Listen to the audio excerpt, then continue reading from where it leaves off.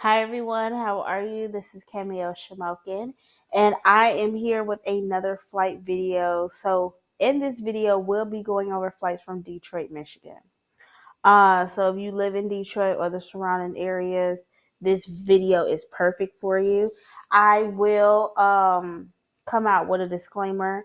The Detroit flights have been more expensive than any other city I've seen thus far. They were even more than the Atlanta flights, which I'm a little shocked about, but flight pricing is always changing. And so in this video, we're going to be going over the flights that I found with Priceline. I've compared Priceline to Google Flights to also Expedia, and they have seemed to be the cheapest, the cheapest flights, along with Expedia. Expedia was like the same price. Google Flights seemed to be the most expensive. So we're going to use my good old pal Priceline, and we're going to go ahead and book these flights. And I'm going to show you how to put these flights on payment plan with Air Affordable. So let's get started. So the first thing that you want to do is that you want to go to Priceline.com, and you want to click on flights when you go to Priceline. Once you do that, you want to put in Detroit, Michigan, and then you want to put in Los Cabos. So Los Cabos, Mexico airport code is SJD. And then you want to put the travel dates of the trip of the 24th through the 27th. You could put multiple adults or you could put one. And then you can put, ecom, premium, business, or first. And then you want to press search.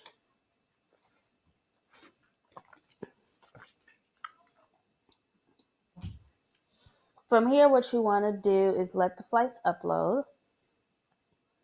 And then we're going to go to the first flights that I've seen. Sorry about that. Those were not the flights I was looking for.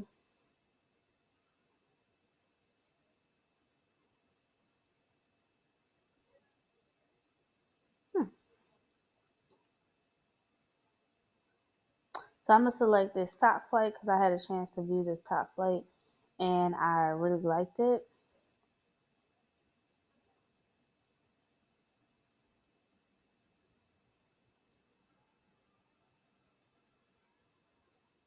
I did find an earlier flight, but maybe it is not available.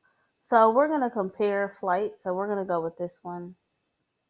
And I'm going to show you the one that I found on Google Flights. But first, let's go over this one. So you will be flying with Aero Mexico, which is one of the popular airlines that go to Mexico. That's Mexican owned. So you'll be leaving at 8:49 in the morning.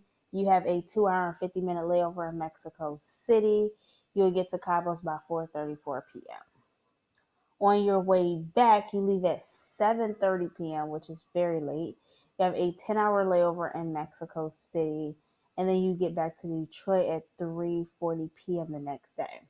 So I'm not a big fan of that flight. So what we're going to do, we're going to go to Google Flights.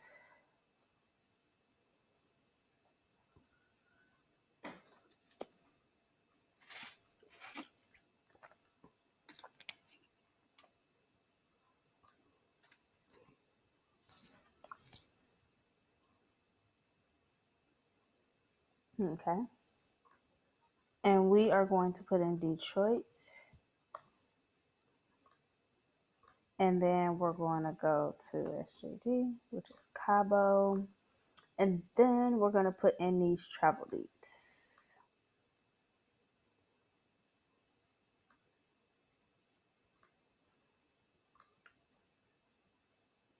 Okay. So they have a flight here.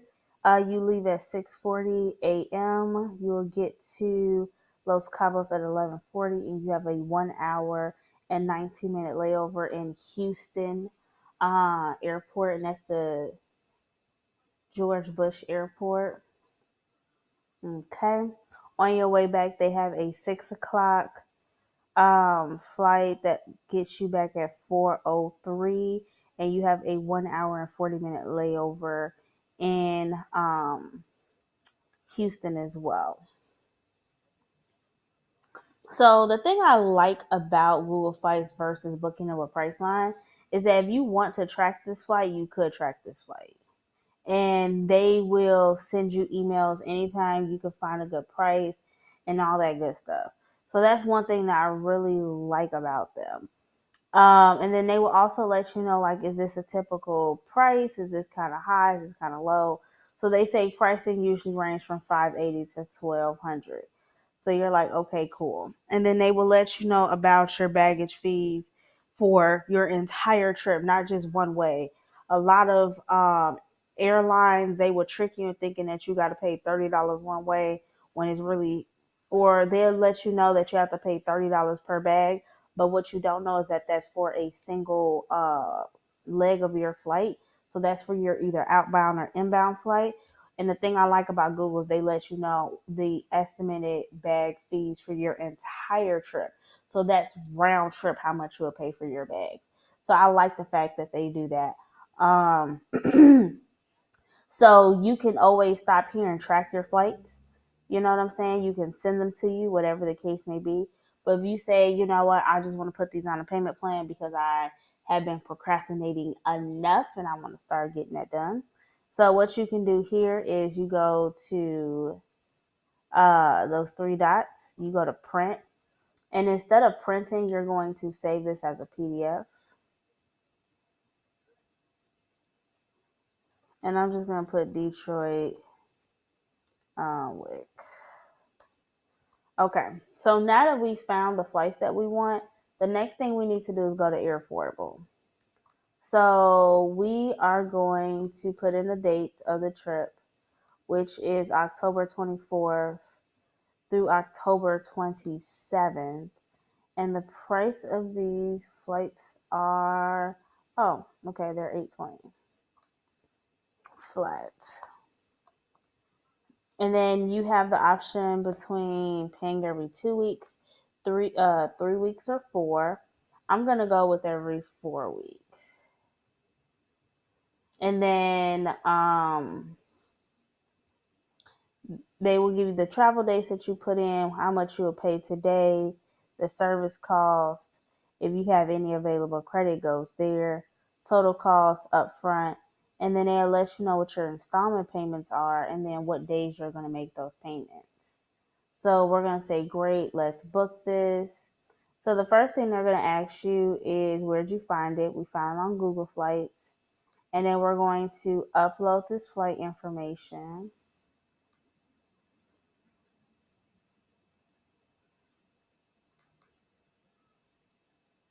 And then once we upload this flight information, we're going to press next. And then we're going to let them know this is a round trip flight. And then when they ask us the city, this is from DTW, which is Detroit. And then SJD, which is Los Cabos. And then we press next.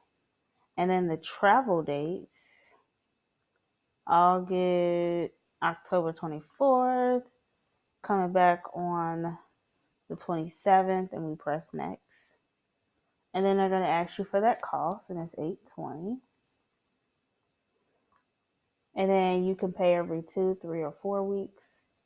Let's go with every 4 weeks. And then that information is now going to populate.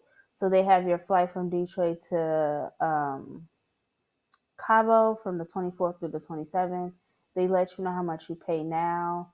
And then the same information that was on the previous screen is on this one. And then you will press accept.